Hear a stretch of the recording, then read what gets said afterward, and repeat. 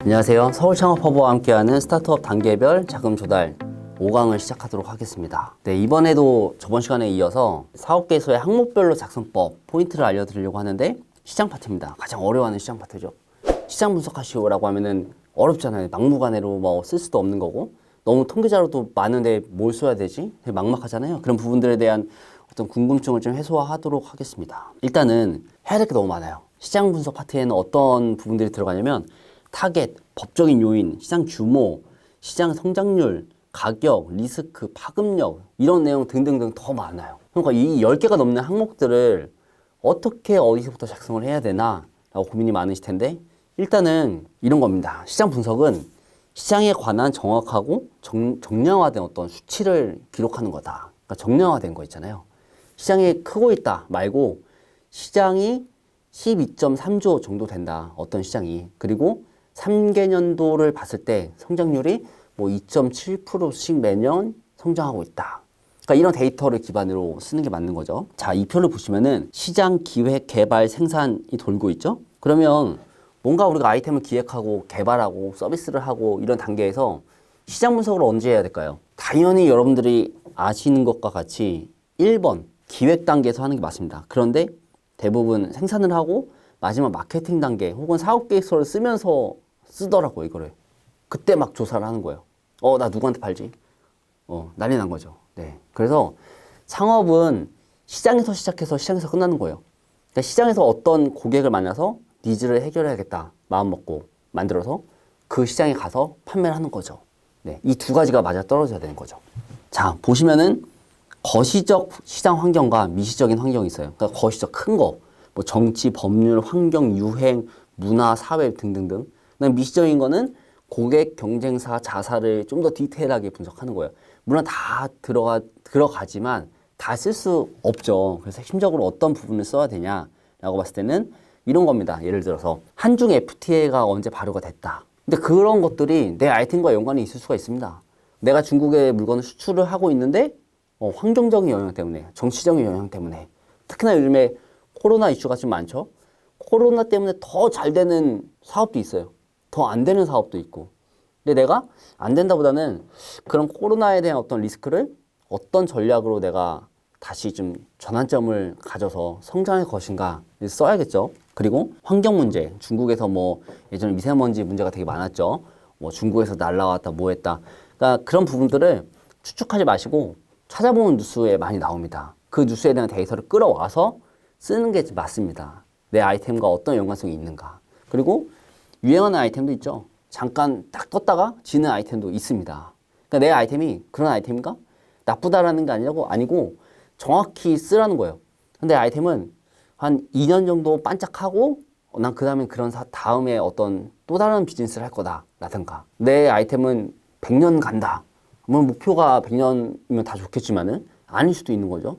그러니까 그걸 정확히 아셔야 되는 거예요. 그런 부분들까지도 시장 파트에 이제 넣어주시면 될 것 같고 이거를 알려드리고 싶어요. 이 표를 보시면은 연도별로 판매 수가 쭉 나오거든요. 증가하고 있죠? 그런데 사업 계획서에는 매년 증가하고 있다 하고 끝나요. 그러다 보니까 심사위원들이 봤을 때는 정확하게 매년 몇 %가 성장했다라고 딱 알기가 계산을 하진 않거든요. 그 표에 보시면 나와 있죠? 전년도의 값 분의 올해의 값 빼기 전년도의 값 하면은 작년 대비 몇 프로가 성장을 했는가에 대한 수치가 나옵니다. 그러니까 내가 만약에 시간이 없어서 구글링에서 뭔가 캡처를 했다 하더라도 그 캡처 안에서 통계 안에서 분석을 한번 해보시라는 거예요. 그래서 데이터를 뽑아내는 게 중요하다. 그 다음에는 트렌드 분석하는 게 있는데 내가 만약에 고양이 사료를 만듭니다. 요즘에 반려견 많이 키웁니다 라고 막 하는데 그게 어느 정도인지 몰라요. 어떻게 해야 될까요? 트렌드 관련 도서 혹은 구글 트렌드나 뭐 네이버 데이터랩 가시면요. 키워드로 한번 쳐보세요. 고양이 사료. 그러면 매년 증가하고 있는 게 나옵니다. 이 표를 보시면은 고양이 사료, 강아지 사료가 쭉 나와 있죠. 2008년도부터 2016년도까지 나와 있는데 점점 오르고 있죠. 뭐 주식처럼. 이런 데이터를 잘 캡처하는 거예요. 나의 시장은 존재하고 성장하고 있다. 이거랑 그냥 말로 막 하는 거랑 다릅니다. 확실하게 다릅니다. 이 포인트를 기억을 해두시고 그다음에 내가 고객들을 만나는데 나 물어봤다. 그냥 뭐 대략 한 30명 정도 물어본 것 같다. 그렇게 하지 마시고 진짜 그 데이터 분석하는 게 있잖아요. 우리가 네이버 폼도 있고 구글 설문지도 있기 때문에 거기서 링크해서 설문 항목을 만들고 뿌려서 그거를 회수하고 데이터 분석을 하고 그랬을 때 좀 달라 보인다는 거죠. 그냥 단순히 고객들이 산다고 했다, 마음에 든다고 했다가 아니고 몇 명 중에 몇 명이 마음에 든다고 했다. 뭐 돈을 지불할 용의가 있다고 했다. 이런 데이터를 써주는 게 좋다는 거죠. 그래서 이런 개인적으로 막 조사하는 자료 이외에도 보시면은 중앙부처 데이터, 금융권 데이터, 기업 데이터, 문헌 데이터, 포털, 공공단체 데이터 많죠? 여기 사이트 다 들어가시면 무지하게 많은 데이터가 나옵니다. 여러분들이 생각하지도 못하는 데이터가 다 이미 존재할 수도 있어요. 없으면 그 안에서 이렇게 만들면 되거든요. 그런데 내 생각으로 이 시장은 된다, 크다 라고 하는 거는 좀 오류 같아요. 그거는 가급적 쓰지 마시고 제가 알려드리는 이런 사이트에 들어가셔가지고 조사를 해보시면 더 좋을 것 같습니다. 그래서 지금 보시는 표와 같이 이런 데이터가 나오는 거예요. 어떻게 나와 있어요? 매년 성장하는 거, 그 다음에 뭐 동향, 전망, 점유율, 그 다음에 국내 시장 추이, 해외 시장 추이, 출처 이런 부분들이 정확히 나와 있죠. 이렇게 됐을 때 아, 시장 조사를 그래도 제대로 했네 라는 생각이 드는 거죠. 그리고 연관된 통계들도 이렇게 보시다시피 뭐 주차장 통계 다 나와 있죠. 그러니까 내 시장만 막 하지 마시고 나와 연관된 어떤 비즈니스가 연관된 통계가 있습니다. 만약에 자동차 시장을 한다. 그럼 자동차 용품, 자동차 세차, 그 다음에 중고 자동차, 해외 자동차 수입. 그러니까 그런 연관된 데이터를 갖고 와서 그 안에서 내가 어느 비즈니스를 할 것이냐, 어느 시장에서 뽑아내셔야 되는 게 기술인 것 같아요. 그리고 또 하나의 중요한 거는 가장 많은 오류를 범하는 게 전체 시장을 내가 다 먹을 수 있다. 어렵죠. 그래서 어떻게 하냐면은 전체 시장이 있으면은 그 중에서 유효한 거, 나의 아이템이 딱 들어갈 수 있는 부분은 한 20% 같고요. 20% 안에서도 목표 시장을 30%로 잡으셔야 돼요. 목표 시장 안에서도. 그러면은 실제로는 그러니까 이것만 해도 엄청 큰 거예요. 그러니까 내가 다 들어가려고 하지 마시고 그 전체 100%에서 5에서 한 10% 사이만 내가 생각을 하고 그 안에서 비즈니스만 해도 충분히 괜찮습니다. 그걸 더 정확히 깊이 있게 쓰는 게 더 좋을 것 같아요. 그래서 작은 성공, 시장에서 10명의 고객이 구매했다 하더라도 10,000명, 20,000명 아쉬워하지 마세요. 10명이 구매해도 아주 큰 값진 경험이죠. 그 데이터를 기반으로 얼마나 더 빠르게 성장하고 성공할 거냐를 써 내려가시면 될 것 같아요. 그러니까 10,000명을 바라보지 마시고 10명부터 고객을 확보하겠다라는 마음으로 사업 계획서를 작성해 주시면 될 것 같아요. 그 다음에는 마케팅인데 사실 마케팅 얘기는 너무 길긴 한데 한마디로 말해서 스타트업은 돈이 없어요. 그러다 보니까 마케팅을 굉장히 어려워하죠. 저비용으로 고효율 내는 방법을 빠르게 찾아야 됩니다. 자, 이 보시면은 지하철 광고, 그래서 이거는 잘 쓰지 말라는 거예요. 왜? 비용이 많이 들어가니까. 지하철 광고, 와이드, 뭐 스크린, 뭐 디지털, 지하철 영상 광고 다 비쌉니다. 가격표 여기 나와 있죠? 예. 1호선, 2호선, 3호선, 7호선, 8호선 호선마다 비용 다 다릅니다. 근데 이게 하나만 낼 수 있는 게 아니에요. 몇 달치 계약을 같이 해야 돼요. 그럼 몇 천만 원, 몇 억이 깨지기도 하는 거죠. 버스 광고, 좋죠. 좋은데 비싸죠. 버스 외부에 붙이는 거, 그 다음에 뭐 랩핑하는 거, 내부에 붙이는 거, 정류장 광고하는 거, 이것도 가격이 뭐 한 달에 30에서 300 정도, 그 이상 할 수도 있고요. 노선마다 또 다릅니다, 기준이. 그러니까 스타트업 입장에서 월에 몇백을 쓰는 게 굉장히 어렵잖아요. 한번 고려해 보시고.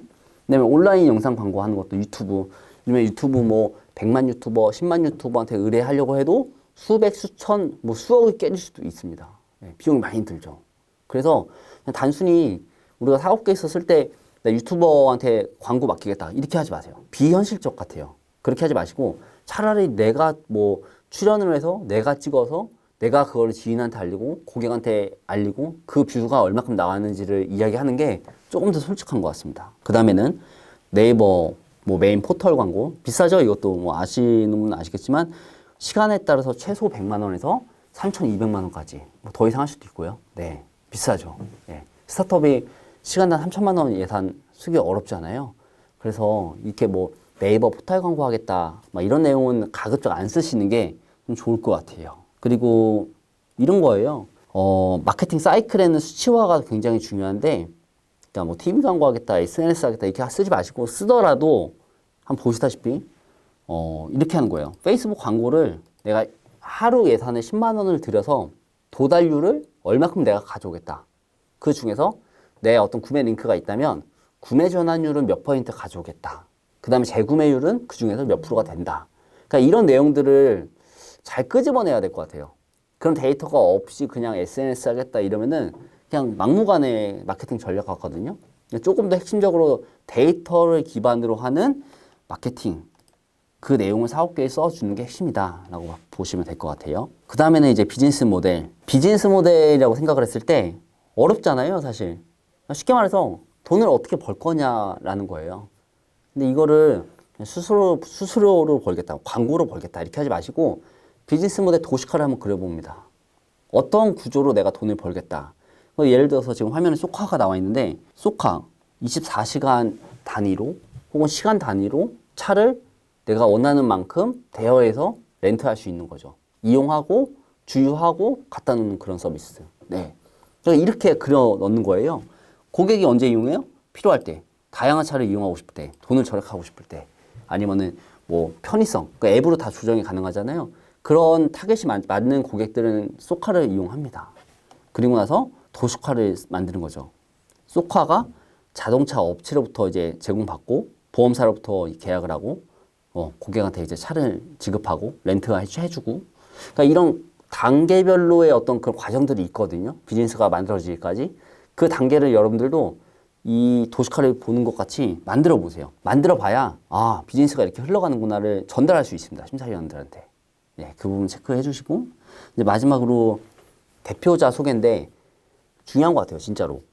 보통 대표자 소개하면은 그 칸에다가 뭐 공모전 1등 했다, 뭐 경진대회 우승했다 이게 아니라 이렇게 한번 해보세요. 학력과 경력을 쓰고 수상 실적, 뭐 자격 현황, 포트폴리오, 비전, 목표, 어려운 점. 내가 그 어려운 점이 있는데 어떻게 극복을 하겠다. 아니면은 뭐 나는 기술 기반이다. 아니면은 마케팅을 잘한다. 그런 레퍼런스가 있을 거예요. 그런 부분들을 잘 정리해서 결국은 이 과제를 받았을 때 잘 수행할 수 있다를 전달을 해주는 것이 포인트가 아닐까. 만약에 정부 지원 사업용 사업 계획서가 아니면 이렇게까지 안 써도 됩니다. 근데 정부 과제를 뭔가 제출하고 심사를 받고 하는 과정이기 때문에 조금 더 상세하게 좀 써내려갈 필요가 있다라고 봐주시면 될 것 같아요. 그 이후에 나오는 것들은 뭐 기대 효과가 어떻게 되냐, 뭐 예산을 받으면 어떻게 쓸 거냐라는 좀 내용들이어가지고 이런 부분들을 여러분들이 충분히 다 아시더라고요. 그런 부분들은 좀 패스를 하고 제가 어쨌든 좀 단계별로의 어떤 자금 전략이기 때문에 이 부분만 잠깐 말씀드리고 마무리하겠습니다. 일단은 내가 예비 창업자다 하면은 억지로 사업자 내서 초기 창업 패키지 막 이런 거 하지 마세요. 하지 마시고 공모전하고 경진대회를 나갑니다. 나가서 수상을 하세요. 3등 이내에 들면 됩니다. 그럼 그 얘기는 뭐냐면은 조금 전문가들한테 이제 검증을 받았다는 거예요. 그걸 기반으로 내 고객 데이터랑 합쳐서 그 다음 단계로 갑니다. 그 다음 단계가 뭐냐면 예비창업 패키지예요. 그러니까 공모전과 경진대회를 거쳐서 예비창업 패키지로 갑니다.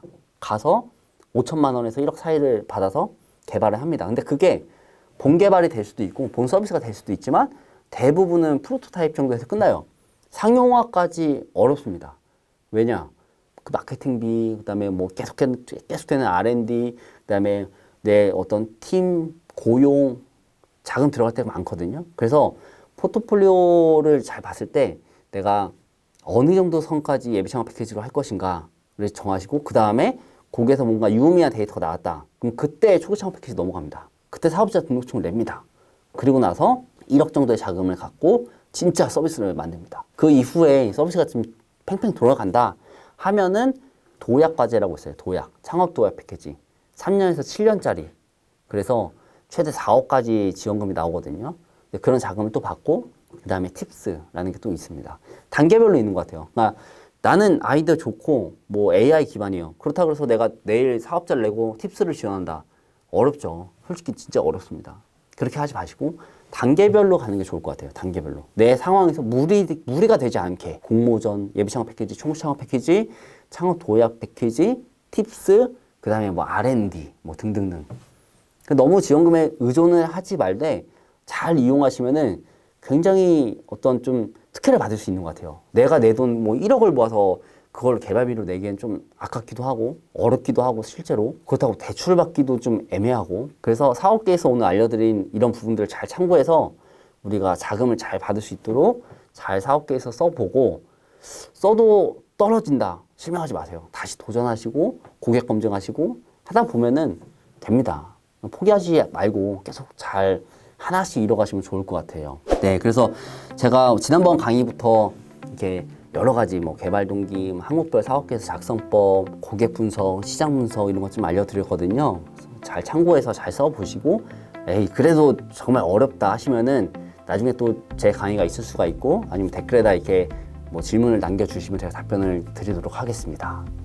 네, 강의는 여기까지 하고요. 들어주셔가지고 감사드리고 다음 또 인연이 되면 또 뵙겠습니다. 고맙습니다.